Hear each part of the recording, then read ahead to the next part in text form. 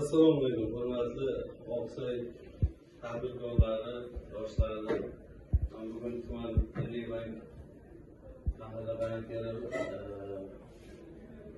Husan Ilhom birgalikda muhtaram boshimizni shu xabar tajribasi bo'yicha tadbirkorlar bilan uchrashuv o'tkazilmoqda. Shu uchrashuvda nima savollaringiz bo'lsa, qanaqa bir nimalar qiynayotgan bo'lsa, desalaringiz ijobiy hal qilishga harakat qilamiz. Biznesga birinchi qadam 10 million so'mda olish qanday bo'ladi, qanday tartibda bo'ladi? Bo'ldi, hozir mana mahalla bankirimiz familiya ismlaringiz yozib oladi. Nima qilib ajratib beramiz.